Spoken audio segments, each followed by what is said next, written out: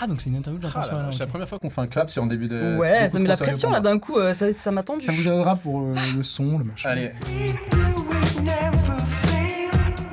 Super. Eh ben, bonjour et bienvenue dans cette nouvelle émission de Mood Kids. Donc aujourd'hui, on a la chance d'être accueillis dans les locaux de We+, dont Jérémy est associé. Il va nous parler très longuement, enfin pas trop longtemps quand même, mais un petit peu quand même. Il est bavard.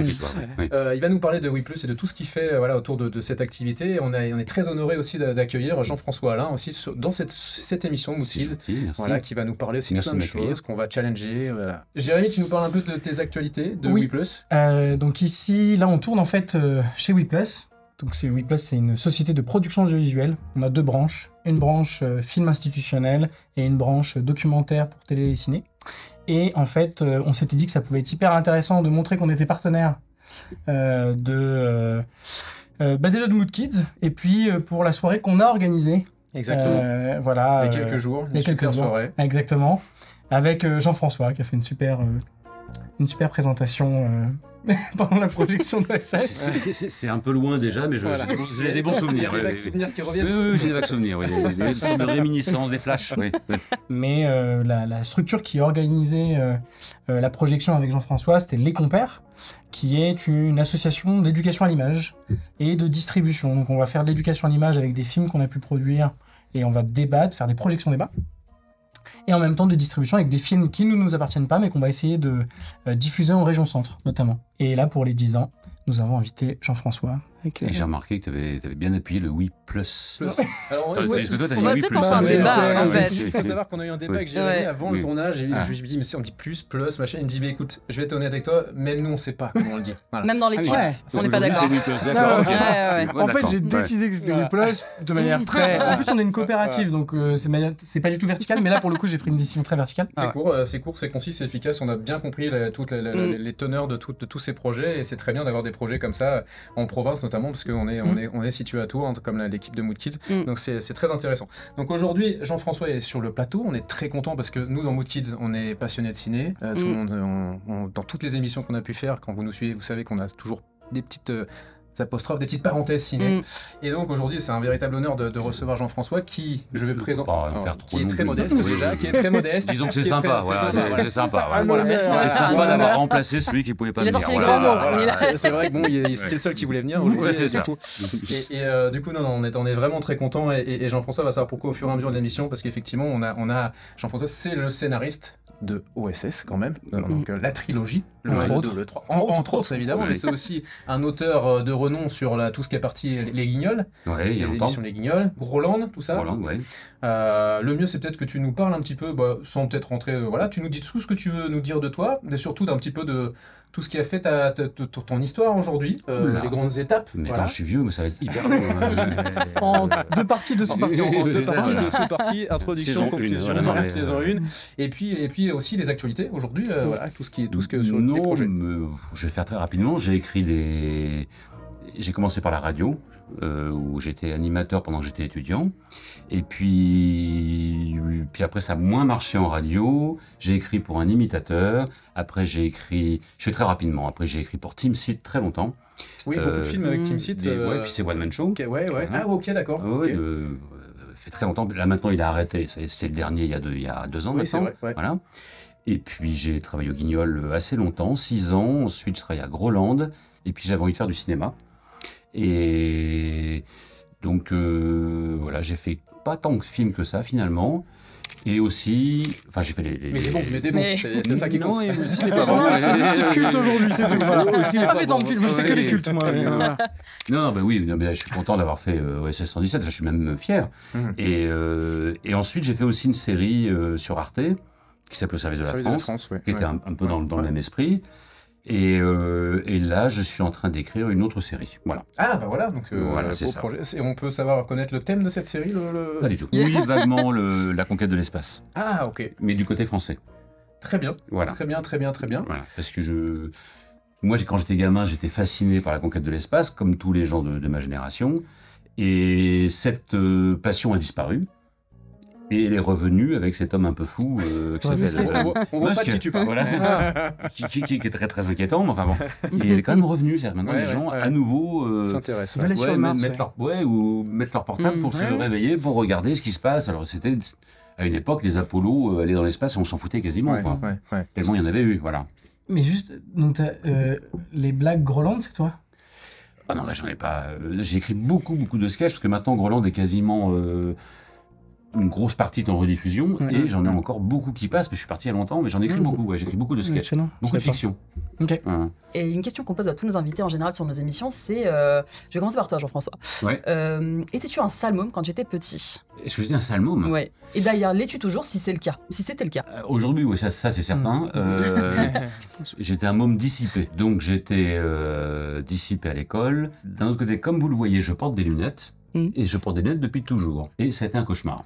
C'est-à-dire qu'aujourd'hui, bon, j'ai l'impression que là, non, pas trop, mais il y a beaucoup de gens qui portent des lunettes maintenant. C'est vrai, c'est vrai. Je sais pas pourquoi d'ailleurs, est-ce qu'on fait plus attention maintenant aux gamins? Et moi, ça a quand même viré, faut dire ce qui est, on appellerait ça du harcèlement. J'étais victime de ça quand j'étais gamin. Ah oui, d'accord. Ouais, et étant de nature un peu fluette en plus, donc c'était pas très simple. Et là, c'est la partie un peu larmoyante. J'ai même été victime de harcèlement de la part de profs de sport, de trucs comme ça. Donc, je pense que pour me rattraper, enfin pas pour me rattraper, j'avais pas à me rattraper, mais pour me, je sais pas dire, pour me venger, si on veut dire, ou je sais pas comment dire. Je sortais des vannes et j'écrivais dans les journaux de lycée, de collège, de choses comme ça. Et je rêve même de... Je voulais faire un film là-dessus, j'avais un prof de sport qui me donnait des coups de pied au derrière parce que je ne suis pas musclé. Et même si je fais du sport, je ne suis pas musclé. Je ne sais pas où ils sont, je sais pas, quelqu'un a dû les prendre. Voilà. Et bon, et je suis donc malingre, on va dire, voire rachitique quand j'étais gamin. Et ce prof me mettait des coups de pied derrière tout le temps. Et jusqu'au jour où, bon, quand t'es gamin, tu le dis pas, puis je l'ai dit un jour à mon père, ça s'est arrêté. Et je rêvais d'écrire un film dans lequel un mec de 45, 50 balais retrouvait son prof de sport qui lui mettait des coups de pied au cul pour se venger. Je trouvais que c'était un truc un peu rigolo.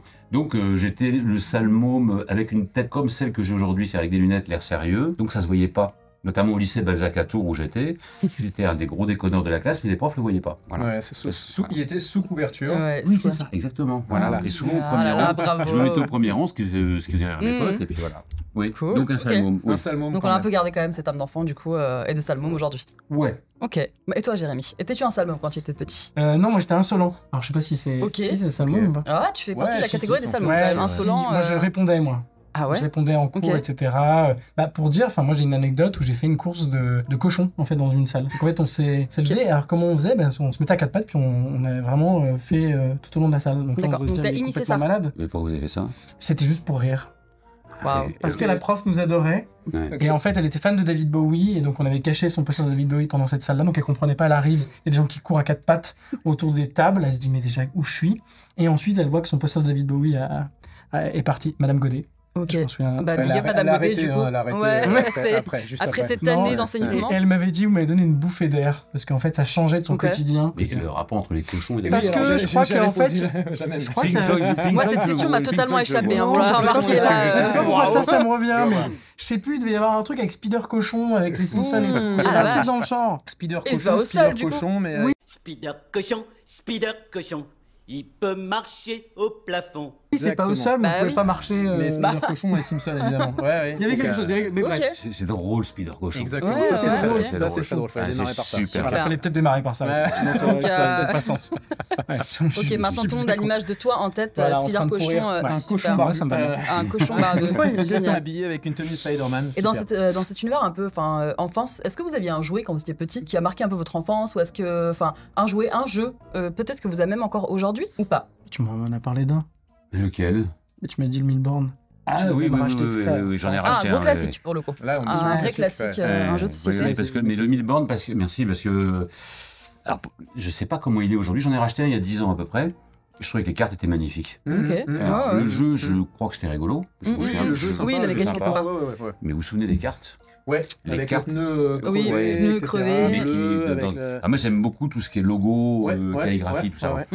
Et Ok. on aurait dit des trucs des années 50. Bah, carrément, et c'est ouais. exactement ça. Et c'était super beau. Ouais, c'est vrai que c'est beau. Et je trouvais ça très beau, c'est limite même de les avoir dans un cadre. Ouais. Voilà. Ouais, non, mais c'est des On belles, a bien enfin, la c'est une belle charte édition. graphique avec, effectivement, je l'ai bien. Toi, Très, t'as très pas joué joli. à ça, toi, ça. Beaucoup trop Si, jeune. j'ai joué. Bah, Bah, Milborn, ça première va. version. Non, Ouais, pas Bah alors jamais première vu, version peut-être pas, mais une réédition. Ouais. Sûrement.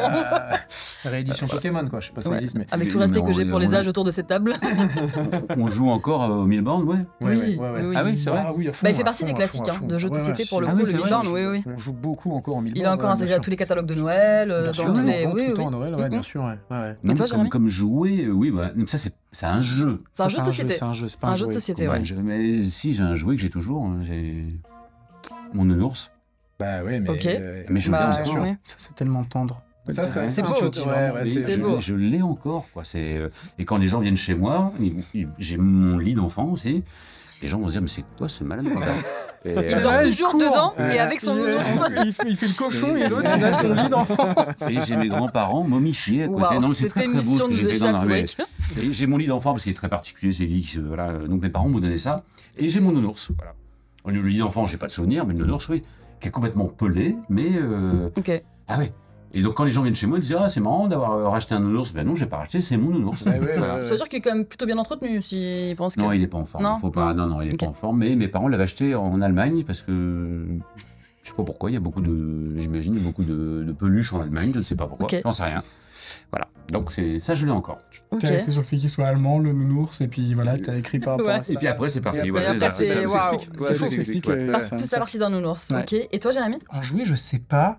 Moi, je me souviens dans les cours d'école, on jouait au POG. Ah, j'adore. Incroyable. POG, c'était incroyable. Je raflais C'était tout. fou. pas les Et c'est POG. mes tu sais que copains, c'est revenu POG. à la mode, POG, les c'est POG, il y a super. 2-3 ans. Ils ont Et oui. ressorti avec les dessins de POG de base et tout, c'est un délire. Tu sais, Et c'est les quoi, petits le trucs POG de. C'était un peu cartonné, C'est Les des non POG, petits en fait, ronds en c'est une espèce carton. de petites cartes Ah, de mais petits oui. ronds. Des petits Et ronds on devait carton. taper dessus Et avec quand tu les l'autre rond. retournais, c'était Ouais. ça, quand tu les retournais, tu les Tu gagnais. pouvais- tac, ouais. Ouais, c'est ça. Avec ton Il y avait pouce. des POG un peu unlimited, Ouais, ouais, edition, ou Ah, comme ça. ouais, Ouais, donc ouais, fallait ouais. l'avoir. Quoi. Ouais, ouais. Ouais. Mais je me souviens de ça. Après, il y avait les Beyblade pendant un temps, Oui. mais c'était juste Bah, une ça, saison. Quoi. ça allait Ouais. toujours, Mais ça, hein, ça revient, ouais. c'est tout, Les ça Toupee surperforme Beyblade. toujours le marché Les du jeu. Beyblade Ouais. Ah bah oui. Toupee Beyblade, Ok. exactement. Ouais, Ouais, si t'en ouais. as encore, t'es toujours dans le coup. Toujours dans le game. Ouais. Ah, mais parfait ça.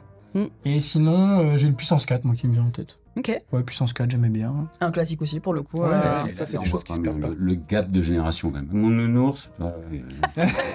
Les Beyblade, Oui. le POG. Ah, il y avait moins Ah de non, moins mais de si. poids mais aussi, pas hein. Mais non, mais attends, j'ai oublié un truc. Le circuit 24. Bien sûr. Ouais. Mm. Et ça aussi, Bah, aussi. ça revient à Toujours fond à la mode. d'actualité. Ah oui. Ouais, ouais. Et il y a même de plus en Ouais, plus c'est fou. d'adultes qui maintenant organisent des courses de circuit 24. On en connaît qui font dans des garages, etc. Ouais. Qui refont des courses, de toutes des Mm. pistes incroyables. J'en ai refait il y a 15 jours. Et voilà. 3 semaines. Voilà. Et ben voilà. Et du coup, ça revient à fond à la mode.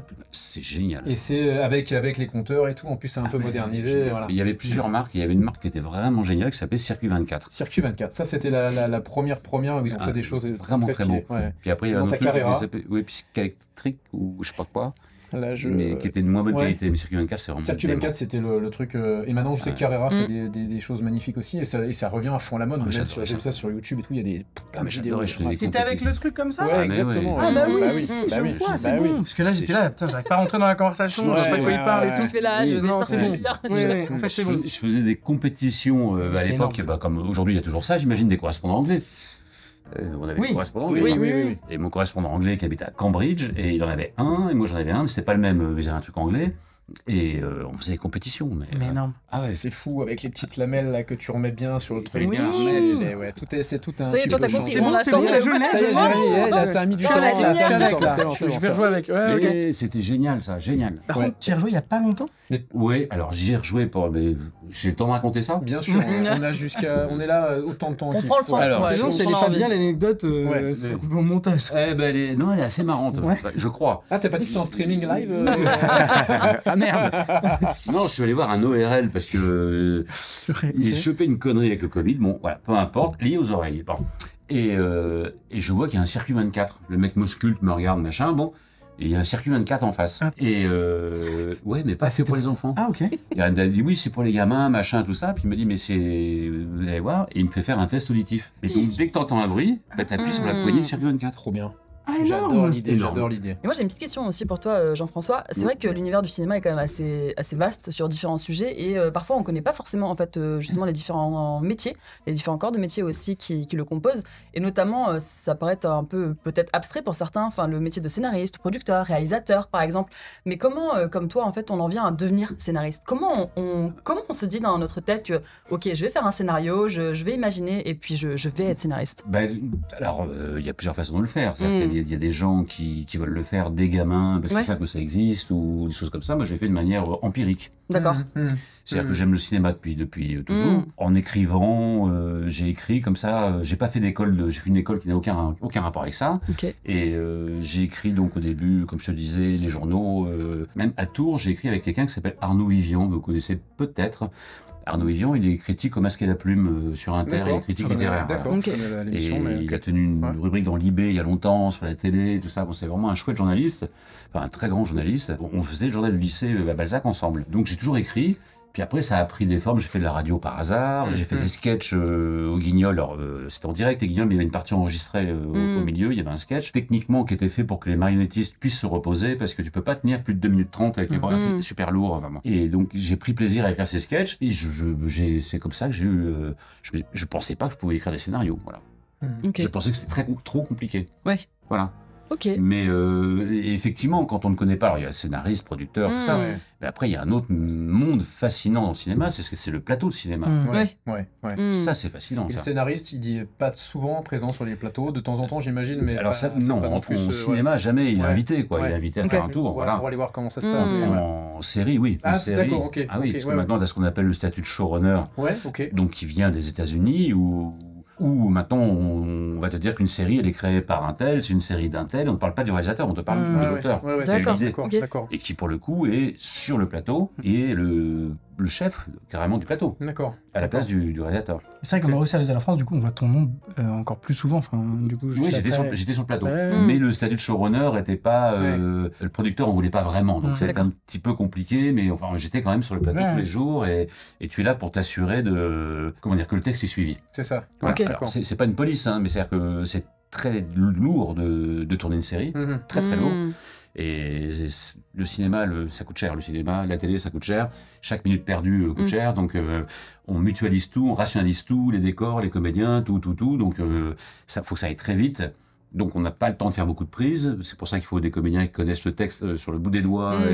Et il faut que le metteur en scène sache exactement quel plan il veut faire. Et l'intérêt, c'est comme on tourne beaucoup et dans le désordre. Et on peut tourner la scène 4 de l'épisode 8, après la scène 1 de l'épisode 7, ou de l'épisode 1. Il y a la script qui est là pour dire attention, les raccords costumes. Puis moi, je suis sur le plateau pour dire là, on sort de telle scène. Il vient de lui dire qu'il est en colère parce que. Et donc là, il est en colère, il est encore en colère ou il l'est plus. Enfin, je suis là pour m'assurer de ça et aussi pour m'assurer d'avoir les plans de comédie. C'est-à-dire que si je dis un truc énorme à Sarah, elle va avoir une réaction. Si on reste que sur moi à l'image, ça n'a pas d'intérêt. Il faut qu'on ait sa réaction. Soit je lui fais un compliment, soit je lui dis un truc qui la choque, mais il faut qu'on voit la tête qu'elle a, et puis après, voilà. Il faut que je m'assure qu'il y ait ces plans aussi. Ça se fait toujours évidemment les séances de lecture en amont, ça me fascine quand je vois ça, ça doit être un des moments les plus extraordinaires. C'est un des grands moments pour moi de la série en saison 2, quand on a fait les textes et puis on a fait les premières lectures avec les comédiens. Donc, qui étaient déjà des comédiens qui étaient dans leur rôle, qui les maîtrisaient bien et tout ça. Et t'entends tes phrases, c'est dément. Mais tu m'as dit que sur les scénarios, tu m'as dit un truc hyper intéressant, c'est le scénariste il met du temps à écrire et que justement tu avais du mal parfois parce que les acteurs pouvaient improviser en fait sur un texte qui, ils improvisent sur 1 minute alors que toi tu as quand même mis des mois à travailler dessus quoi. Moi je suis pas un fan de l'improvisation. Je trouve pas. D'ailleurs dans la série là au service de la France, je pense pas qu'il y ait plus de 10 mots changés sur 10 épisodes, 12 épisodes d'une demi-heure. Alors souvent on se dit, tiens, il a dû mettre sa patte, ou on entend, il a pu mettre autre chose sur l'interprétation, mais pas sur le... Moi, alors, j'étais pas seul auteur, on était 3 auteurs. Hein. Moi, j'ai bossé longtemps au Guignol, donc j'ai chopé un truc des Guignols qui fait que quand j'écris à voix haute déjà, donc c'est un peu ridicule tout seul chez moi à voix haute, donc voilà, et j'imite les personnages. Ça, j'ai chopé ça des Guignols. Donc à partir du moment où je me dis que OSS parle comme ça, ou que tel mec parle comme ça, j'essaie de trouver les mots qui vont dans la bouche. Donc le phrasé est fait pour. Mais quand tu écris justement, tu projettes un peu, est-ce que tu te dis dans tes scénarios par exemple, je verrai tel ou tel acteur ou telle ou telle actrice, justement interpréter ou jouer ce scénar? Non. Ou pas du tout? Pas du tout. D'accord. Non, pas du tout. Après, ça peut m'aider. Par exemple, pour OSS, si on revient à la genèse OSS, j'ai pensé à Dujardin très rapidement parce que je trouvais qu'il avait le physique. Il avait un physique un peu ancien, un peu sans âge. Mais tu le connaissais que d'un gars et une fille. Et je connaissais que d'un gars et une fille. C'est ça qu'il faut remettre un peu dans le truc. C'est ça le gros challenge, c'est qu'à l'époque, il n'était pas du tout dans ce Non, il côté. n'avait pas fait Brice encore. Les producteurs tournaient Brice avec lui, il n'était pas encore sorti Brice. Et je me dis, c'est marrant parce que ce mec, il a une gueule. C'est vrai, il est vieux, de jeune, mais des années. Voilà. Et puis une belle voix, il a une très belle voix. Oui, c'est vrai qu'il a une voix. Et donc ça m'amusait d'écrire pour lui. Les producteurs m'ont dit, mais tu l'as écrit pour lui? Je dis, bah oui, j'avais un nom en tête, comme ça m'a aidé. Et puis il a dit oui. Voilà.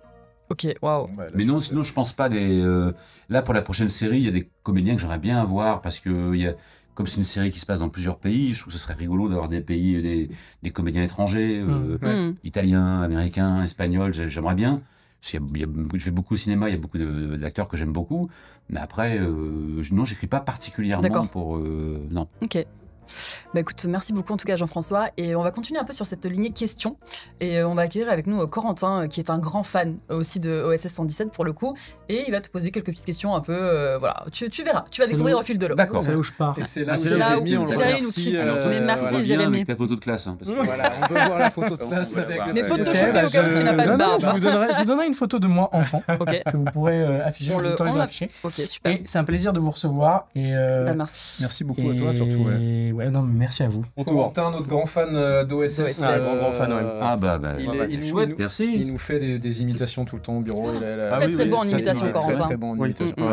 De OSS ou de tous les personnages? Un peu de tout, mais OSS, il y a chose. Oui, de tout le monde. D'accord. Depuis tout le temps, depuis la primaire, j'imitais déjà tout le monde. Ah ouais. Et mon fils fait ça aussi. Ah oui? Ouais. Malheureusement, il imite Ciotti. Donc, et il limite bien en plus. Ah oui? Ouais. Bon, nous, ça reste dans les... Nous, c'est entre collègues, au cinéma. Entre collègues. On fait des imitations de collègues, je sais pas si... Il imite Ciotti et avec les filtres, il a réussi à s'enlever les cheveux, avoir une tête et il prend l'accent du sud avec cette petite voix aiguë. D'accord. Mais je remarque qu'il essaie de faire des caricatures, mais les caricatures sont rattrapées par le vrai. D'accord. Il faut aller plus loin, tu vois ce que je veux dire. Voilà. Ah oui. C'est peut-être pas assez caricaturé. Non. Il y a encore un trait de vrai. Ok, d'accord. Donc, je vais te poser quelques questions, si tu veux bien. Donc, tu auras 2 choix de réponse. Ah oui. Ouais. D'accord. Voilà. Ok. Et tu pourras répondre soit en tant que toi, Jean-François Alain, soit sous couverture, en mode OSS 117, Hubert Bonisseur de la Batte. Donc, alors, t'es plutôt tricheur ou fair play?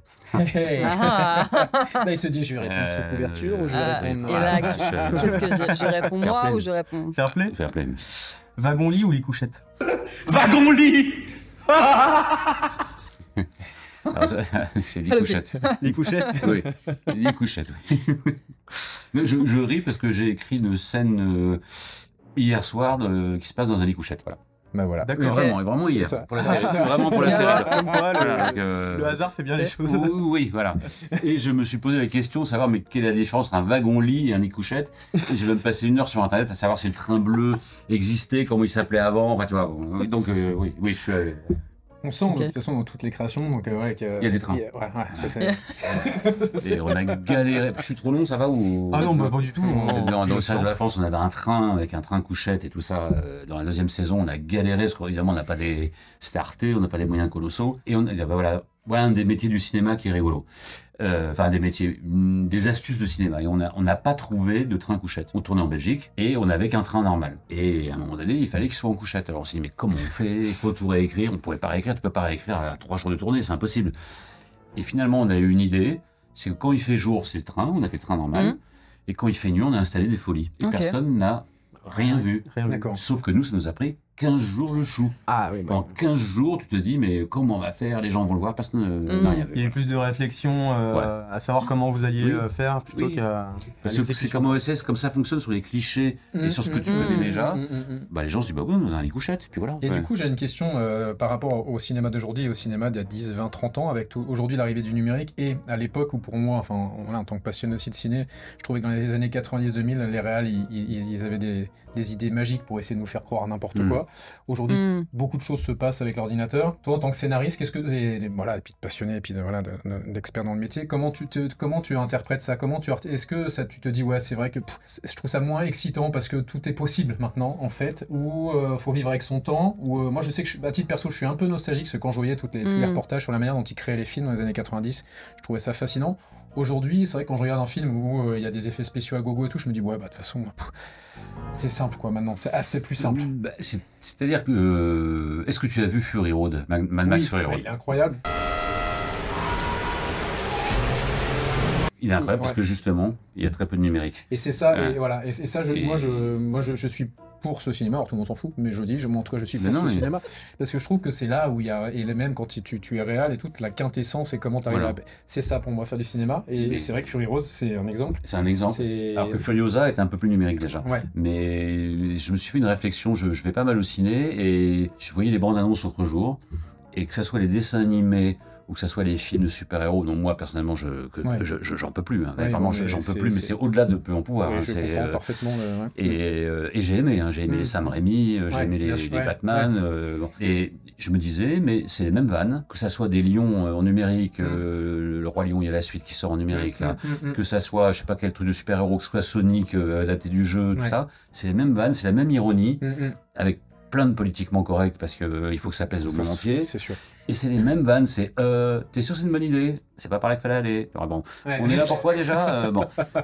Et je me suis dit, mais et personnellement, pourtant j'ai tellement aimé le cinéma américain. Je trouve le cinéma américain une pauvreté colossale, mais colossale. Je trouve qu'il n'y a pas d'intérêt, à part quelques films. D'ailleurs, on le voit même dans les chiffres de fréquentation. Voilà. Je trouve qu'il n'y a plus rien de vraiment intéressant. Honnêtement, par exemple, tout est standardisé. Après, et c'est pas un discours de vieux con. Enfin, j'espère que non, puisqu'il y a on parle souvent de cinéma. Non, mais non, Jérémy. On parle souvent de cinéma avec Jérémy, et moi, je vais beaucoup au ciné, beaucoup de films actuels qui me plaisent énormément, mais vraiment, vraiment. Mais non, en revanche, je pense que sur l'IA, j'ai des potes qui travaillent un peu dans l'IA, et tout ça, j'ai vu des trucs vraiment bien. Et moi, en cinéma, j'aimerais bien faire des choses avec ça. D'accord, pour tester. Et ça me fait peur aussi, mais comme le numérique peut faire peur par moment. Par exemple, pour revenir à un truc très très très contemporain, le fait qu'Elon Musk soit au gouvernement américain probablement dans quelques mois, ça me fait extrêmement peur. Voilà, par exemple, c'est quand même le pouvoir numérique, quelque chose qui n'a jamais existé avant, une tyrannie numérique possible, ça me fait très très peur. Mais il y a aussi dans le numérique des choses extraordinaires, des possibilités extraordinaires, et qu'on utilise, mais dans l'IA, il y a des choses que moi je trouve vraiment intéressantes quand même. Après, ce qui réglera ou ce qui va régir tout ça, c'est l'imagination. Je sais que j'avais envie, moi, de faire un film. Je trouve, par exemple, faire des films avec des acteurs qui sont morts. Je comprends que ça puisse gêner. Il y a quelque chose qui m'intéresse là-dedans. Voilà. Il y a quelque chose qui m'intéresse. En comédie, il y a un truc qui m'intéresse. Ok. C'est assez perturbant. Moi, j'avais été un peu perturbé. Alors, c'est quand l'acteur de Fast and Furious, ils avaient vu, il est décédé pendant le tournage. Dans le 7. Et après, il est remplacé par une IA, l'image de son frère, je sais plus, ils avaient combiné des images. C'est vrai que c'est assez bizarre de voir le gars est mort et tout. C'est vrai que c'est assez perturbant à voir. Oui, mais parce que tu sais que le mec vient de mourir. Ouais, c'est ça. Mais là, par exemple, si tu fais un film, je sais pas, moi, imaginons avec Gabin, je sais pas qui, De Funès, ou j'en sais rien, ou Fernandel, ou mélanger plein de gens, ou même des, tu vois, je sais pas, j'en ai parlé beaucoup avec des potes parce que j'avais un peu une idée de film comme ça, parce qu'on est assez à la pointe en France pour ce qu'on appelle le Face Retriever, et on est assez fort là-dedans. Ce qu'avait fait Ardisson d'ailleurs pour son émission de télé qui n'a pas marché. C'est quoi ça, parce que je connais pas. Le Face Retriever, c'est le fait de refaire des visages totalement par IA. Et les machines progressent tous les jours, mais peuvent faire des trucs hallucinants. Ce qu'il avait fait avec Gabin, tout ça. Ça n'a pas marché parce que le concept était un peu confus. Et Ardisson, il avait fait ça dans quel... Hôtel du Temps. D'accord, j'ai pas vu. Et notamment celui sur Dalida est quand même très impressionnant. Et moi, ça m'intéressait quand même d'imaginer une ambiance de studio de cinéma avant, comme à Boulogne, où il y a plusieurs films qui sont en même temps, et de mélanger comme Roger Rabbit avait mélangé de fiction et réel et dessin animé. Et je trouvais qu'il y a quelque chose de rigolo là-dedans. Et quand j'en parle avec des amis scénaristes, je sens beaucoup d'effroi. Je sais pas. Je demande à voir. C'est artistique. Il y a un truc. Je comprends. Puis j'ai regardé beaucoup de trucs, beaucoup de courts-métrages, voire très courts-métrages faits par IA. Et je trouve qu'il y a des trucs vachement beaux, hein. Franchement. Je te parle pas de gens qui ont pas de... Il faudra de l'imagination et du scénario. Hein. Donc il y a des trucs qui sont très imaginatifs, dans lesquels il n'y a aucun scénario. Bon, ben voilà, au bout de 8 secondes, quand tu as vu une pieuvre avec 8 yeux, des faux seins, des machins, parce que c'est beaucoup de trucs un peu comme ça. Bon, voilà, bref, des arbres qui parlent, tout ça, bon, t'as fait le tour. Mais sinon, il y a des trucs... J'avais vu un truc japonais avec des vieilles femmes, là, qui était incroyable. À voir, clairement. Mais du point de vue cinéma, non, je te rejoins complètement. Une sorte d'uniformité, et puis, mais qui est l'uniformité scénaristique aussi. C'est-à-dire que tu sais que dès qu'un super-héros, il y aura une espèce de super monstre sorti de ses loups, qui va combattre, qui va détruire toute la ville. Moi, ça me gonfle. Quoi. Alors, plutôt mon kiki ou ton kiki? Quoi, kiki? Quel kiki? Je suis arrivé un peu ranard, je suis... t'as très bon enchaînement. Mon kiki. Kiki, d'accord. Mon kiki. Mon kiki? Oui, mon kiki. Vous le dites pas pour le kiki. Ça vient de mon neveu. Hein. C'était mon neveu qui arrêtait pas de dire mon kiki. Il disait, t'as vu mon kiki? Il voulait monter son kiki. Et je trouvais ce mot tellement rigolo, kiki, que... Quoi kiki, quel kiki? Et voilà, vous n'avez pas parlé du kiki, donc. Et bah tu feras gaffe, je crois, t'as le mon kiki juste derrière toi. Parce que c'est pareil, bah oui. Bonjour mon kiki. Donc plutôt Jokari ou Jacadi? Jokari. « 23-0 ! C'est la piquette, Jack! Tu sais pas jouer, Jack! T'es mauvais! Jokari? Ah ouais, Jokari, absolument Jokari. Jokari à balle. La balle, la petite ficelle, voilà, oui, pardon. Je sais pas, je sais même pas d'où vient ce nom, Jokari. Je sais même pas d'où vient cet objet d'ailleurs, je sais même pas. Oui, c'est vrai qu'on... C'est un nom un peu japonisant, mais je sais pas d'où ça vient. Voilà. Je sais pas du tout. Je pense que je regarderai ce soir en rentrant d'où ça vient l'origine. Non mais c'est vrai, le Jokari, parce qu'il est présent d'ailleurs dans le premier OSS. Parce que je crois absolument pas un seul instant qu'il va rentrer et qu'il va regarder ça. Non, peut-être. Ou alors il y a fait comme le wagon lit ou les couchettes, il va regarder. On passe de je vais regarder dès que je rentre à peut-être pas ce soir. Un jour. Un jour peut-être. Et alors, plutôt boule de Noël? Il y a aussi les boules.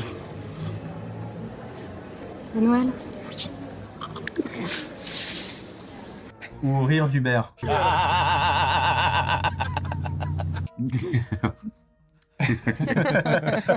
C'est très compliqué parce que boule de Noël, c'est moi qui l'ai trouvé. Et quand j'ai trouvé ça, je pense parce que Jean pleure vraiment dans le film. Oui, il pleure vraiment. Oui, c'est ça. Et cette scène est incroyable. C'est ça qui fait le. Et celui-là, le deuxième, je l'ai écrit avec Michel. Le premier, je l'avais écrit tout seul. Le deuxième, on l'a écrit ensemble. Et là, vraiment, on a vraiment pleuré de rire. Ah oui. Oui, là, vraiment, on a pleuré de rire, mais on pleurait de rire à taper sur la table, tellement on pleurait de rire. Et le rire de Jean, le rire de OSS, c'est l'invention de Jean. D'accord. Que Michel a poussé à... Il avait un rire débile, mais il avait écrit un rire débile. Pour moi, c'était le rire d'un très très très vieux film qui s'appelle Robin des Bois, mais la version des années 30, qui est incroyable, avec Errol Flynn. Et c'est des grands films, c'est vraiment des super beaux films. C'est l'expressionnisme allemand qui arrive à Hollywood avec des jeux d'ombre, ce qui fait qu'il y a des duels, et avec les ombres sur le mur, presque on filme plus que les duels. Et il y a toujours ces moments qui ont été repris dans le cinéma français après, où le mec, je sais pas, il y a un mec comme ça au milieu de tous les compères de Robin des Bois qui fait « Approche, on va voir si t'es aussi grand !» Et tout le monde rigole comme ça, tu te dis « Mais pourquoi il rigole ?» Et tout le monde rigole, petit Jean, frère Jean, je sais pas comment il s'appelle, ils sont tous comme ça. Et j'ai toujours adoré ça. Et donc je me disais, tiens, il faudrait que Dujardin... On perd Corentin, là, excusez-moi, on perd Corentin. Je tue, moi, à chaque fois. Avec Plantieux. Quand tu regardes, j'ai revu la scène, je sais plus quand, parce que je me savais plus comment elle était articulée. Ah, ce sacré Hubert, il rigole. Tu sais même pas pourquoi il rigole. Les deux. Ils se servent à boire, toujours glaçon, voilà. Et tu sais même pas pourquoi il rigole. C'est complètement con. Et ça vient de ça. Avec ce vieux Bill aussi, cette série de rires. Cette série de rires, voilà. Qui n'en finissent pas, mais qui est tellement... Donc le rire a été accentué, créé par Jean. Il y avait ce rire débile que j'avais mis dans le premier, en disant... Et là, il a un rire content de lui. Tu vois, très auto-satisfait. Ouais, il perçoit que c'est hyper drôle. Je ris fort, mais c'est tellement drôle que c'est normal que je ris fort. Et puis après, il l'a créé lui, quoi, voilà. Ah ouais, puis c'est devenu Voilà, c'est devenu sa patte, une de ses pattes. Une de ses pattes, ouais. Et alors, dernière question pour moi, le Caire ou Rio? Le Caire. Le Caire. Le Caire. Ah oui, le Caire. Le premier. Alors le Caire, pourquoi le Caire? Parce que au début, bon, ça coûte cher de faire des films, et ça coûte cher de faire des films d'époque. Dès que c'est en costume, c'est beaucoup plus cher de toute façon, parce que coiffure, le costume, voilà, tout est beaucoup plus cher. Et puis là, on savait pas où on s'aventurait avec le premier OSS. Il y avait beaucoup de gens qui voulaient pas le faire, tout ça. Et le générique que j'avais en tête, enfin la première scène, il y avait Armand qui me disait vous partez au Caire, bon. Et je voyais l'avion, donc une caravelle, possiblement, qui survolait la ville avec, enfin il y avait un appel à la prière en off entre la scène du bureau et la scène d'avion, il y a un noir, on entend un appel à la prière. Appel à la prière, on voit l'avion qui survole une mosquée, puis deux mosquées, puis plein de mosquées, parce que c'est la ville du monde où il y a le plus de mosquées. Et en réalité, moi j'aime beaucoup l'appel à la prière. En réalité, c'est-à-dire que je fais taper un muezzin, mais moi j'adore ça. Je trouve ça très très beau. Et donc je rêvais de ça, parce que le Caire, c'est une ville gigantesque. J'ai jamais foutu les pieds au Caire. Hein. Pas depuis le film non plus. Hein. Et puis j'avais envie vraiment de parler d'islam, et j'avais envie de parler de culture orientale, et je trouve que le film, j'aime beaucoup le 2, hein, je trouve que le film est, selon moi, le 2 est plus drôle que le premier, mais je préfère le premier. Parce que le premier, on est vraiment dans le pays.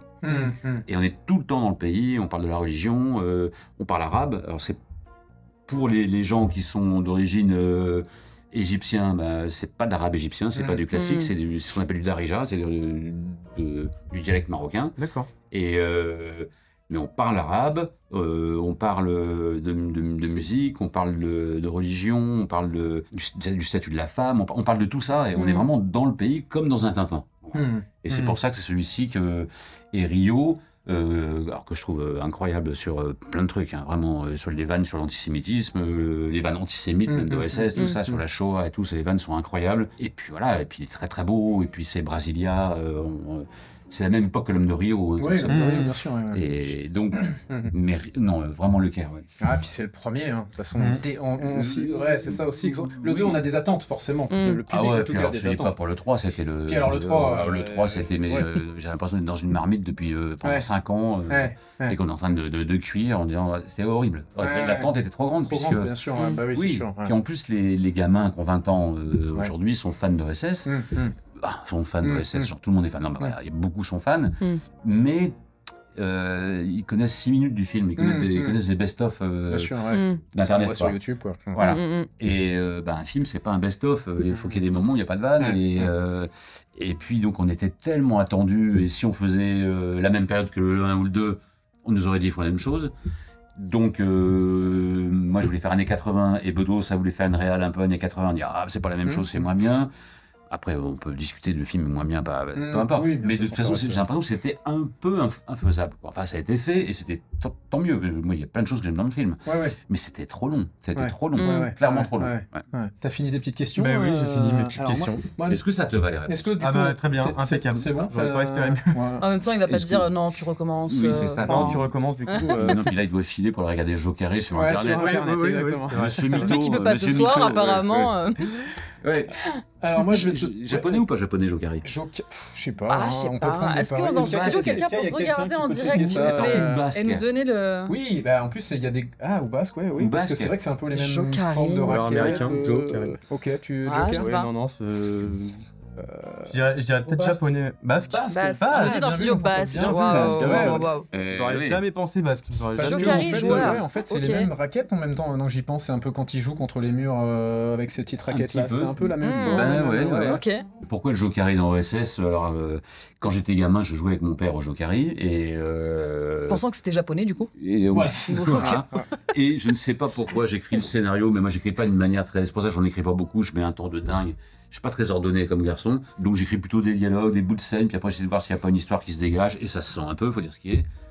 Et à un moment donné, ils sont le long du canal de Suez, et je me penche sur l'histoire du canal de Suez, j'en connais un peu, mais pas tant, mais il faut pas que ça soit non plus historien, enfin, faut que ça soit drôle. Donc il y a un moment donné où il faut arrêter. Bon. Et ils sont le long du canal de Suez, et puis la princesse, comment s'appelle-t-elle, Larmina, dit mon père est mort là. Il dit, oui, pendant la construction, dis donc, un accident de Joe Carré. Mon père est mort ici. Il a participé à la construction du canal? Non. Il jouait au jokari avec un ami, l'élastique s'est distendu, la balle est partie. Il l'a suivi, emporté par les flots. Et je sais pas pourquoi je trouve un accident de jokari. Et ça me fait rire tout seul chez moi. Et donc c'est après que j'ai construit toute l'histoire de jokari derrière, avec le nazi qui joue au jokari, avec OSS qui bat Jack et tout ça, c'est la piquette, tout ça. Tout ça vient juste parce que c'est la phrase. Voilà, un accident de jokari. Tu sais que pendant que t'es en train de parler, il est tellement en train de voir la scène.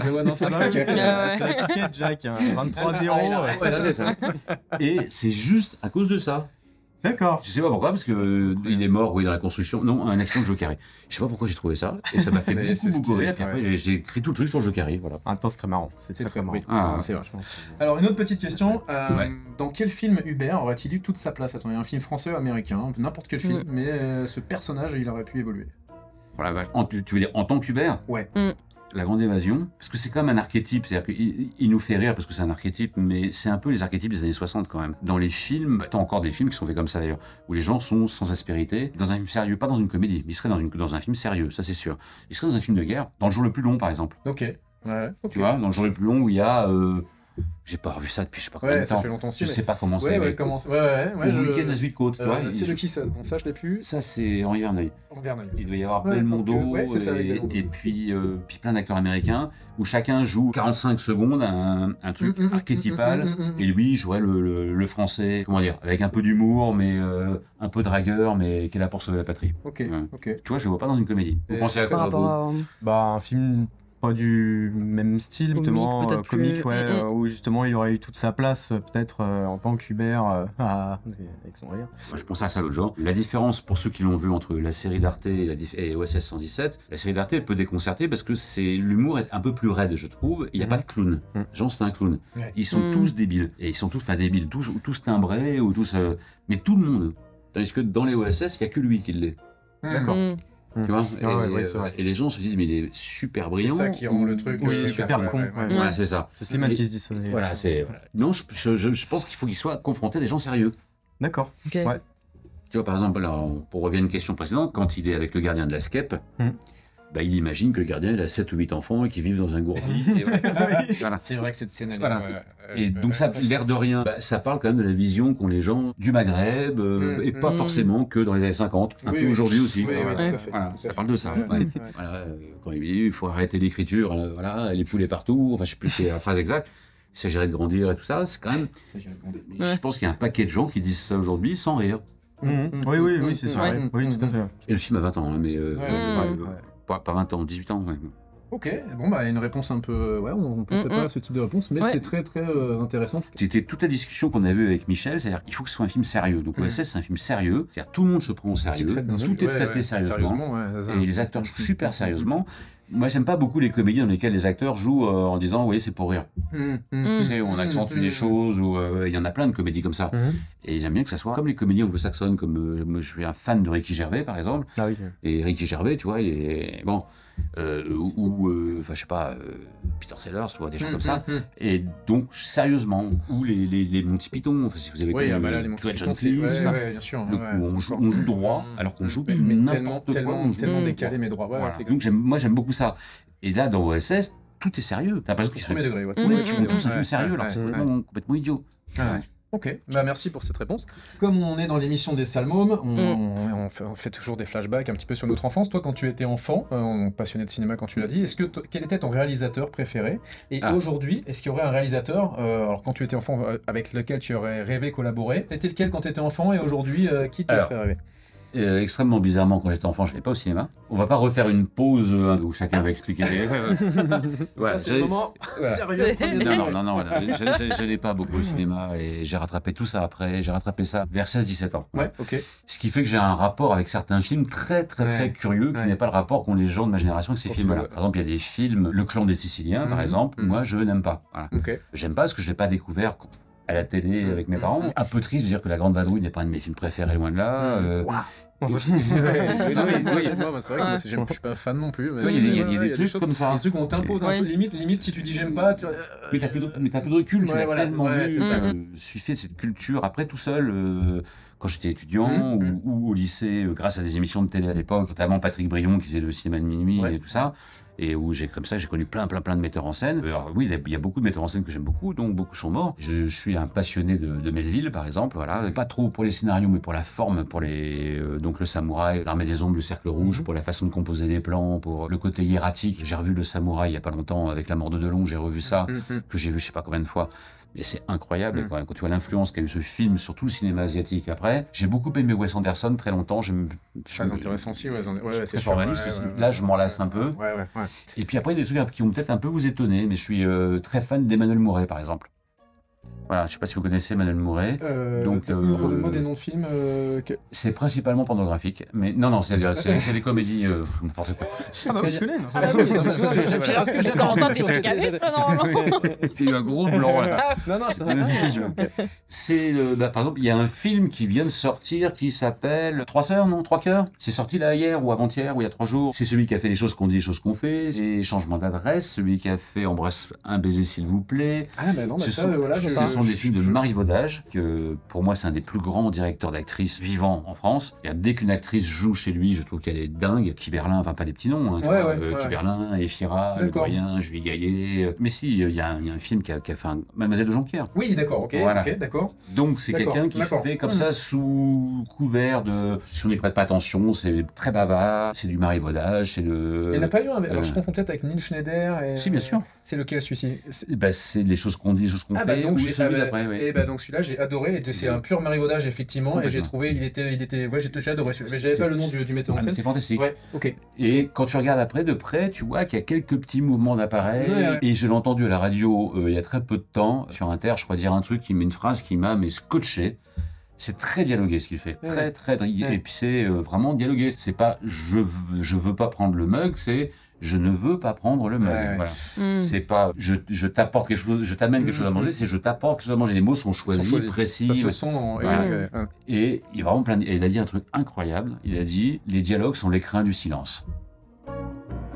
Alors, cette phrase, là, je pense que je l'ai dans le crâne maintenant depuis 10 jours. Mais je trouve que c'est très juste. Donc voilà un cinéaste que j'aime beaucoup. J'ai beaucoup aimé, j'ai adoré le dernier, Clint Eastwood. Et puis il y a des choses que j'aime qui sont surprenantes, comme Guiraudy. J'aime beaucoup Alain Guiraudy, par exemple. Alors pareil, tu vas me dire, mais il a fait son film le plus connu, c'est L'inconnu du lac. D'accord, ok. Et d'accord, celui qui est aussi j'en parlais avec Jérémy qui était là tout à l'heure, l'enfant barbu, là. Tu fais le cochon. Le dernier qui s'appelle Miséricorde, voilà, qui sont des films d'une liberté incroyable, totalement. L'inconnu du lac, et sur qui me plaisent beaucoup. Pas très intéressant, du coup. Je sais pas si j'ai répondu. Si, à fond. Bah, si, c'est très bien. Non, c'est très bien. Après, j'ai même contacté Wes Anderson quand même. C'est vrai? Ah ouais? Ouais, à une époque où on cherchait un réalisateur pour OSS3, j'ai dit au producteur pourquoi on n'essaie pas Wes Anderson. Ils m'ont dit, Wes Anderson, il est américain, comment tu qu'il dirige? Bon. Et pour moi, ça me paraissait un peu absurde à partir du moment où Paul Verhoeven avait fait Elle. Ouais. Il est un super film, quand même. Incroyable aussi. Et Paul Verhoeven est quand même anglophone, enfin, il est quand même hollandais au départ. Et je disais, oui, mais bon, Wes Anderson, il fait souvent tourner des comédiens français. Ensuite, il est pote avec Sofia Coppola, ami. Sofia Coppola vit à moitié du temps à Paris, est mariée avec un mec de Phoenix. Donc, il y a peut-être des chances que ça leur ait plu OSS, qu'ils lui ont montré OSS, et puis peut-être qu'il l'a vu dans l'avion. Enfin, et écoute, nous on le contacte pas, tu te démerdes. J'ai réussi à le rencontrer quand même. D'accord. J'ai rencontré Wes Anderson, voilà, et qui m'a dit qu'il adorait OSS 117 et qu'évidemment il connaissait Jour du Jardin et que c'était très gentil. Et je l'ai pris, ça m'arrange, mais j'ai pris ça au premier degré. Je l'ai cru et il m'a dit je ne réalise que ce que j'écris. Voilà. Ok, d'accord. Bon, ça a permis l'échange. Tu as livré quelques anecdotes. Est-ce que tu en as une vraiment incroyable que tu n'as jamais dite encore dans une émission sur OSS, quelque chose de fou qui s'est passé, un petit truc, un petit inside comme on dit. Alors déjà, j'ai pas été beaucoup sur les plateaux. Moi, il y a un truc. Moi, j'ai une anecdote, mais qui moi me touche, mais je sais pas si elle touchera, si elle vous touchera vous déjà et les gens, je ne sais pas. C'est que donc j'ai écrit ce film. Le premier, je l'ai écrit tout seul, un peu comme ça. J'avais jamais écrit de film tout seul. Et donc j'ai vraiment galéré pour l'écrire parce que je savais pas si c'était drôle, je savais pas où j'allais. À l'époque, j'étais marié et ma femme me disait mais si, c'est chouette, toi, les scènes, elles sont bien, elles sont drôles, mais je savais pas. J'ai commencé par le jeu carré, c'est venu après. J'ai commencé par le suiveur qui me faisait beaucoup rire, qui est un mec qui le suit tout le temps et qu'à la fin, le mec qui l'emploie le tue en disant je t'ai dit d'arrêter de le suivre. J'ai pensé à des trucs comme ça. J'ai pensé au Polish aussi parce que le Polish, c'est mon père qui avait toujours un truc qui s'appelle la nénette dans son code de voiture. Bon, ouais. On trouve pas de réalisateur, personne veut réaliser ou alors quitte à vraiment le réécrire. Il y a beaucoup de boulot. Et c'est moi qui pense à Michel, avec qui j'avais bossé un peu, puis surtout qui faisait de la pub et qui était un super réalisateur de pub, vraiment. Et le scénario, après on a refait une version avec Michel, mais c'est à peu près 95% du scénario que j'avais fait. Bon, moi je fais ça dans un pays maghrébin, parce que pour les raisons que j'ai évoquées tout à l'heure. Et puis, bon, pour moi c'est une sorte de rêve, je me dis, ce film se fait. Je l'écris pour Jean qui dit oui. Il y a Horatica qui joue dedans, que j'ai toujours bien aimé Horatica, et comme comédienne et comme personne dans la vie, je trouve que c'est une femme chouette. Pour moi, c'est vraiment, j'en reviens pas, quoi. Et au premier jour de tournage, je suis sur le plateau, au Maroc. Et on tourne dans une petite ville qui s'appelle El Jadida, ce qui en arabe veut dire la nouvelle. Jolie ville, et c'est là qu'il y a le Skep. Voilà. Et Jean tourne la première scène. Alors, c'est toujours, évidemment, c'est absurde le cinéma, on tourne des scènes dans le désordre. Et Jean tourne la première scène, et moi je suis derrière le combo, comme on dit, et Jean vient me voir, il me dit ça va, t'es pas déçu, c'est comme ça que vous voyez le personnage. Et cette phrase, je l'oublierai jamais, car ce mec qui vient me dire ça va, t'es pas déçu. Et je me dis non, à la fois je trouvais ça classe, et j'en revenais pas. Et après tout le film, pour moi, était comme ça, tout le 1 était comme ça, c'est-à-dire le fait que le film sorte, on a eu une première projection à Lille qui a été catastrophique, où les gens ont dit que c'était islamophobe, que c'était mal fait, tout ça. Mais je pense qu'on n'était pas le bon public, c'était bien annoncé, tout ça. Les critiques sortent, elles sont hallucinantes. Le film sort, ça marche tout de suite, mais vraiment, ça marche très fort tout de suite. Je suis nommé au César. Et pour moi, tout ce film, c'est à l'image de la phrase de Jean, ça va, t'es pas déçu. Voilà. Et j'ai dû lui répondre, mais comment veux-tu que je sois déçu? J'ai le panneau de la Skep chez moi. D'accord. Du film. Vraiment, je voulais le. Et les gens qui viennent à la maison disent non, c'est pas le vrai. J'ai dit bah si, c'est vrai. Il y a plein de gens qui se prennent en photo avec, qui font des petits selfies comme ça. C'est peut-être pas une anecdote dingue, mais ça me touche. Je trouve ça touchant. Merci parce que c'est mon premier film que j'écris tout seul. Et tu vois, alors c'est marrant, tu parles d'une anecdote et je vais t'en livrer une parce que sans le savoir, on a échangé par personne interposée il y a plusieurs années de ça. C'est-à-dire que moi, ceux qui me connaissent bien savent que mon rêve c'est le ciné, la réalisation. Pas le scénario, mais j'ai toujours voulu être réalisateur de films. Et il y a 5-6 ans, je reçois un texto, par hasard, où on me dit, en fait, bonjour, je suis Michel Hazanavicius, et je voudrais vous parler d'un projet. Donc, je m'attends à ce que... Je me dis, qu'est-ce que c'est que cette histoire et tout? Je m'attends à une vanne et tout. Je me dis, c'est un pote qui me fait une vanne. Je laisse passer quelques heures, je me dis, là, on est en train de me tendre un piège. La probabilité est très faible que ce soit Michel Hazanavicius, que moi, je suis pas du tout du milieu du cinéma. Et pour la petite histoire, du coup, j'attends, puis je me dis, bah, ok, tu veux jouer? Mon pote, je pensais que c'était un pote qui faisait une vanne, on va jouer. Et je réponds, je lui dis, bah, écoute, je sais pas qui tu cherches exactement, mais en tout cas, si c'est toi vraiment Michel, sache que j'apprécie vraiment ton travail. Évidemment, quand on depuis tout petit on veut être réel et qu'on a un Michel Hazanavicius potentiellement qui nous envoie un message. Et pour la petite histoire, il me répond, c'était bien Michel qui s'était trompé de numéro, il cherchait quelqu'un d'autre. C'est drôle. Et c'est incroyable. Et donc j'ai échangé avec lui quelques messages, je l'ai félicité, on s'est remercié, il a été très très cool. Tu ne sais pas quel était le projet finalement? Non, voilà. Est-ce que tu te souviens de ce mec qui avait reçu un message de David Bowie? Non. Donc il y a un mec sur Twitter ou Insta, j'en sais rien, et il y a un mec qui met « Je suis quand même vraiment le meilleur pour chanter Ziggy Stardust en karaoké ». Et il y a David Bowie qui a répondu « Non, c'est moi ». Et c'est avéré que c'est David Bowie. D'accord. C'est incroyable. C'est pas mal aussi. Et ça, c'est quand même... Oui, la probabilité aussi. Alors, il y a quand même plus de probabilité. Oui, tu t'attends pas à recevoir une réponse. Non, mais le truc est devenu viral tout de suite. Le truc est culte, tu vois. Ça, c'était la partie, donc on a appris beaucoup sur l'univers du cinéma, etc. Vous savez maintenant qu'on est tous passionnés, et puis c'était passionnant de t'entendre parler sur tous ces sujets. Maintenant, on va passer à la partie plutôt jeux de société. Et là, peut-être que tu vas être un petit peu moins à l'aise